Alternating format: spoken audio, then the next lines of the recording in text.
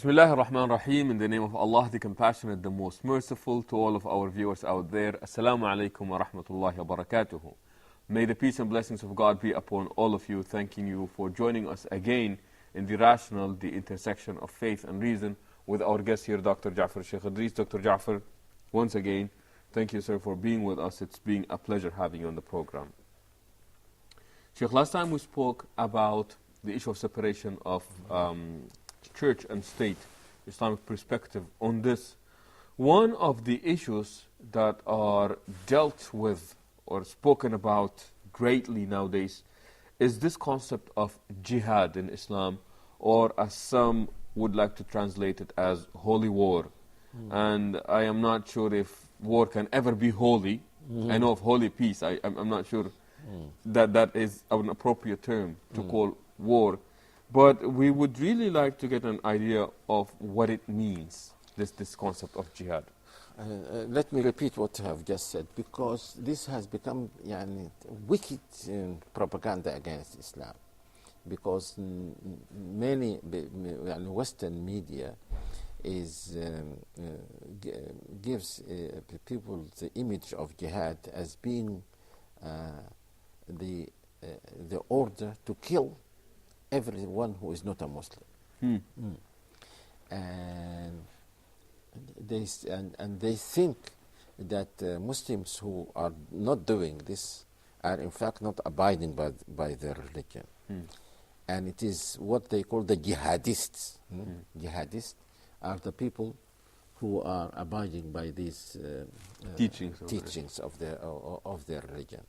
I think we have proved in our earlier episode that this is not true.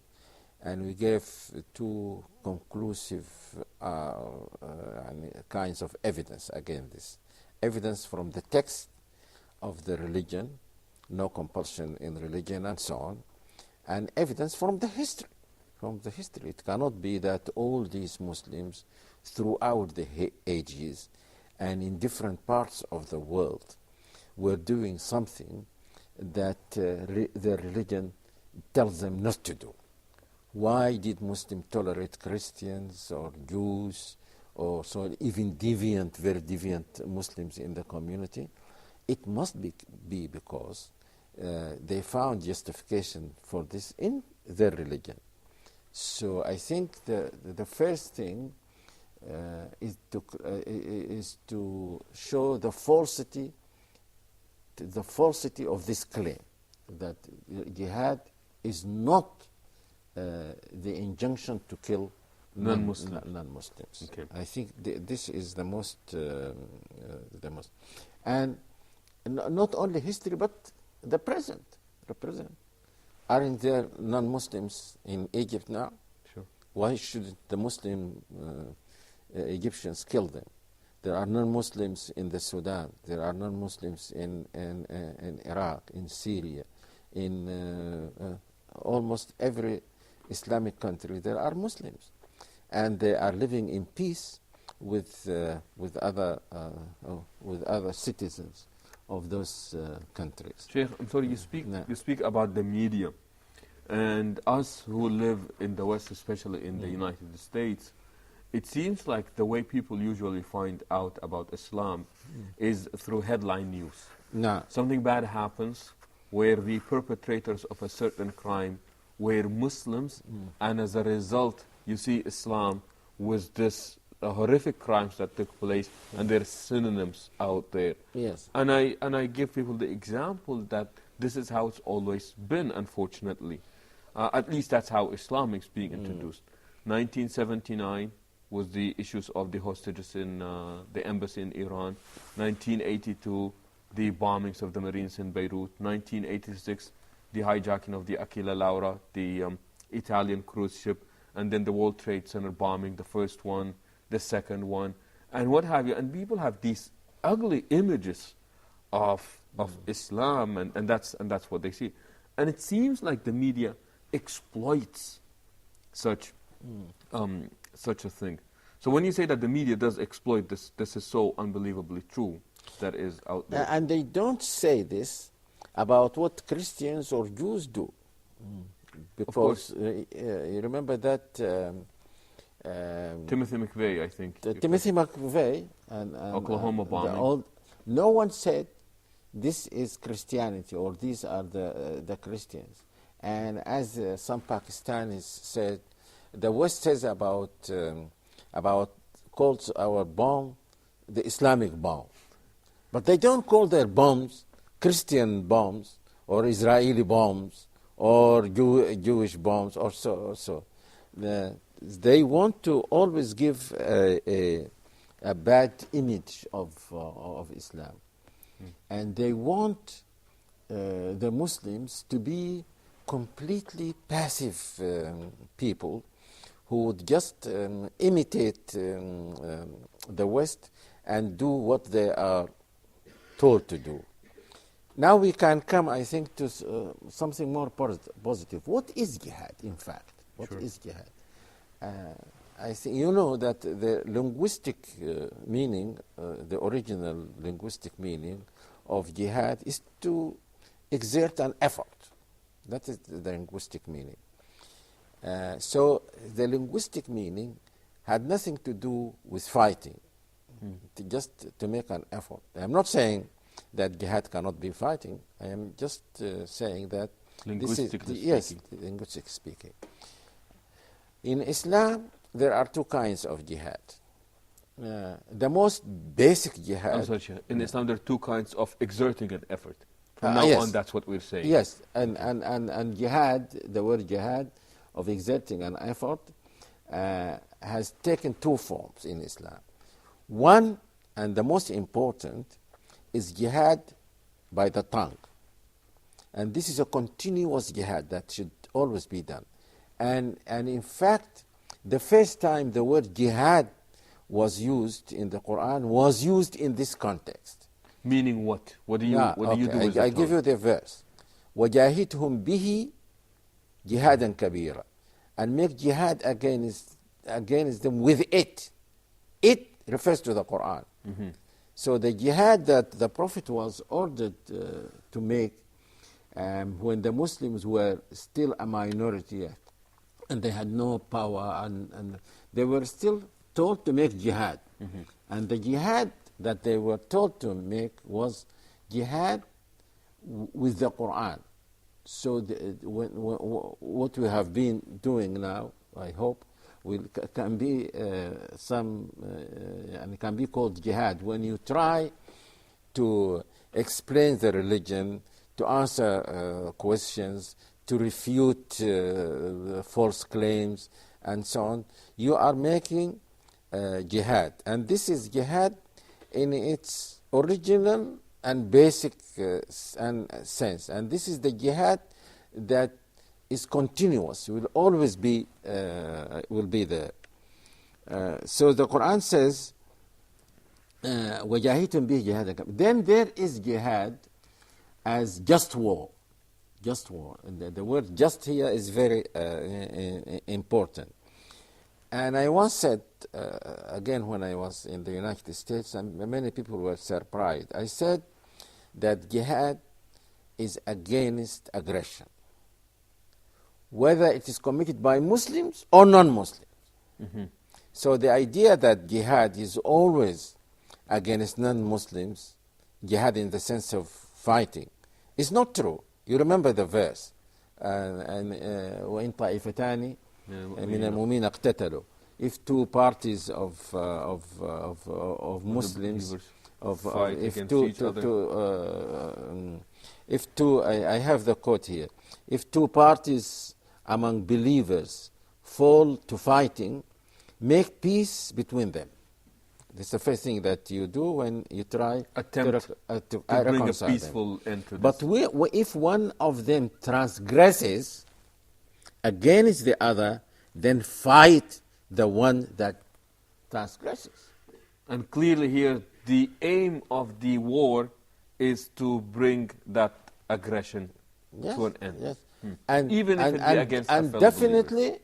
And this is jihad. No one, because a Muslim does not sacrifice his life for something that for which he will not be rewarded. So if the state tells its army to go and stop these Muslim aggressors, and of course those will be fight back and they might kill some of these soldiers. Now these soldiers would be martyrs. I mean, depending on their intention, why they went to do so. So the jihad, the first thing to know about jihad in the form of fighting is that it is not because the other party is kafir, infidel, non-Muslim. That is not the cause. Because, as we said several times, had this been the cause, all non-Muslims would have been exterminated.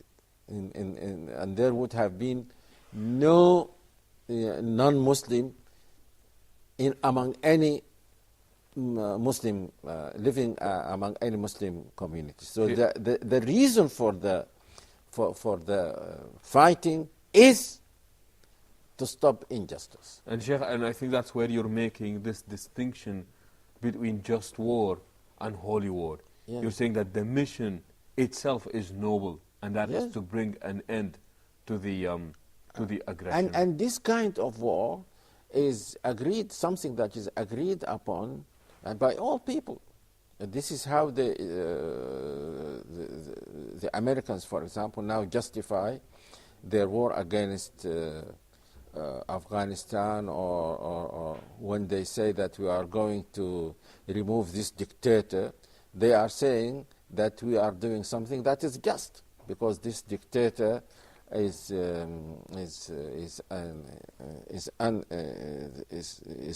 been unfair to his people.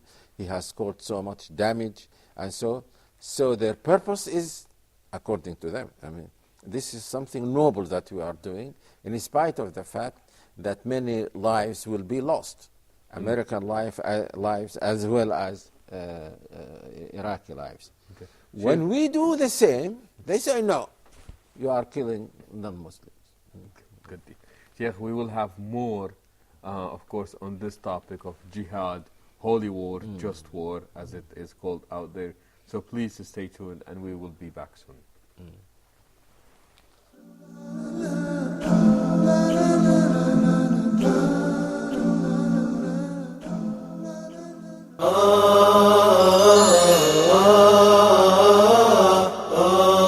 Why righteous companions?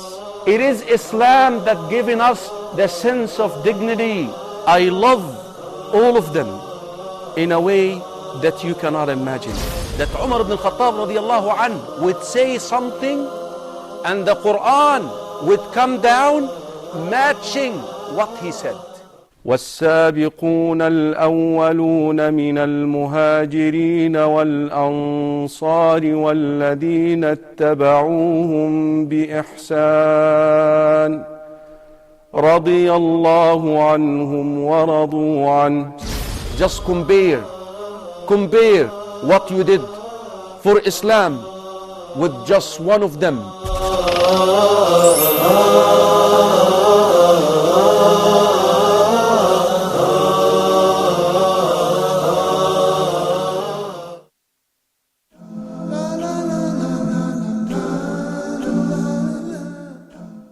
Assalamu alaikum wa rahmatullahi wa barakatuhu. Thank you for being with us again, and welcome back to The Rational, the intersection of faith and reason, with our guest here, Dr. Jaffar Sheikh Idris.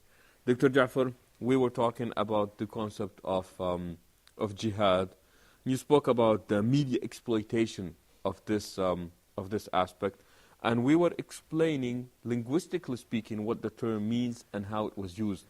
And you were saying that you concluded that initially jihad, or ultimately jihad in Islam, is to eliminate aggression, regardless of who the aggressors are. Yes, that jihad instead of fighting, in the form of fighting. Yes. Remember we said that there are two forms of jihad. Yeah. And the other one was the bit in the form of debating, intellectual... Defending the truth with...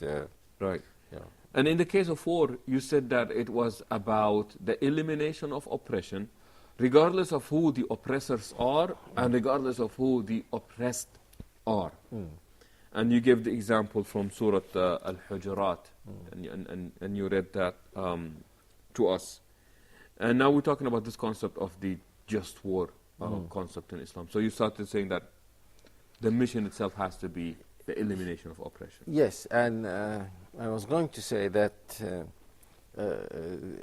this oppression or transgression or can take different forms. One of the worst forms, one of them is when those in authority persecute Muslims just because they become Muslims. So it becomes the duty of other Muslims to come to the defense of their brethren and fight those who persecute them. Or they might not persecute them, but they banish them, ask them to leave their land. People who belong to that land, but now are driven from their land just because the choice that they made to become Muslim. And thirdly, a very general one, is when some people commit aggression against others with, say, the intention of taking their land or looting their wealth or so. Here, we as Muslims are commanded to come to the help of those who are weak, irrespective of whether they are Muslims or non-Muslims. These are some of the forms of aggression that I can think of, but there might be some other forms of aggression. But irrespective of the form of the aggression, so long as it is an aggression, then war becomes legitimate. Or just at least. Yes, legitimate. Okay. Yes, Sure. Yes. Okay. Sure. Okay. Sheikh, you say that I believe there is a verse that alludes to what you said in Surah An-Nisa, where Allah says, وَمَا لَكُمْ لَا تُقَاتِلُونَ فِي سَبِيلِ اللَّهِ. Why don't you fight in the way of God Allah for and also in the cause of those who are oppressed amongst the weak, men, yes, women and children. Sheikh, I mean, it sounds good on paper, and I don't mean to offend anyone out here, but when you see the practical implications, that when somebody goes out there and they actually feel that they are doing the work of God, you can see how such a concept can be misused. That somebody would actually go out there and they would be saying, I am killing in the name of God. Does this not open the door for such a beautiful and noble concept to be misused? Yes. What is the alternative? You allow the injustice to go on? No, I'm not saying that. Yes, you try to be, as the Prophet used to do, to remind people why they are going there, why they are fighting. For the Prophet tells them that killing in itself is not the purpose. On many occasions, he tells them that doing so and so is better than going and kill and being killed and so. So killing in itself is not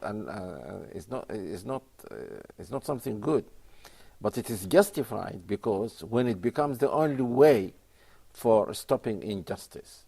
So people must be educated and reminded of the noble cause, and because a noble cause must be executed in a noble way. God will not accept you as a martyr or will not reward you if you have this kind of the intention that you alluded to, that you despise people or you are going just for worldly gains, or so. Then that it might achieve the purpose of stopping the injustice, but it will not be counted as something good in the eyes of your Creator. If I like that, the fact that the cause itself is noble, it must be carried out in noble because ways. They say, "Inna Allah tayyibun la yaqbalu illa tayyiban." God is good, and he doesn't accept anything that is not good. He doesn't accept it. Many people, unfortunately, make this mistake, and I find myself wondering when someone resorts to telling lies, and he thinks that this is the only way that he can serve his noble purpose. When you tell lies, when you deceive, you are doing something which is in itself bad and which God doesn't like. God is not in need of your help. He told you to do it as a test for you. Sheikh, interestingly, you also alluded to another motive why people fight, and that is to exploit other people.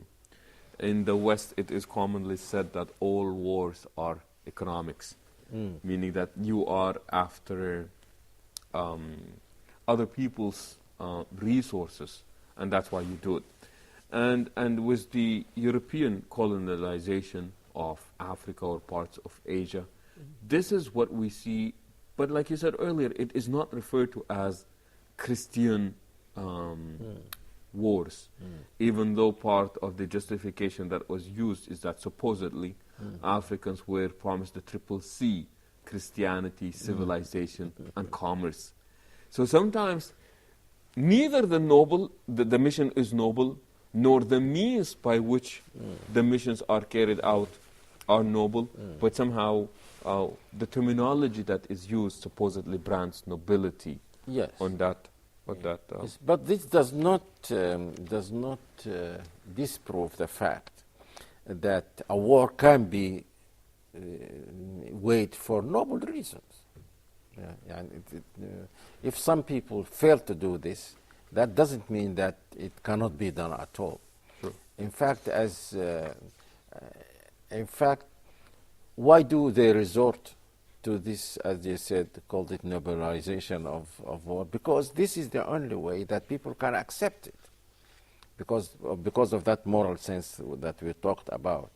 If you tell your people that you are going to kill these people because you hate them, because they have wealth that you don't have, because you want to exploit them, many people in your own country will not be impressed by that and will not have it. So you have to deceive them and tell them that you are going for a noble purpose. There are weapons of mass destruction there, and this is these people might use these weapons of mass destruction against you.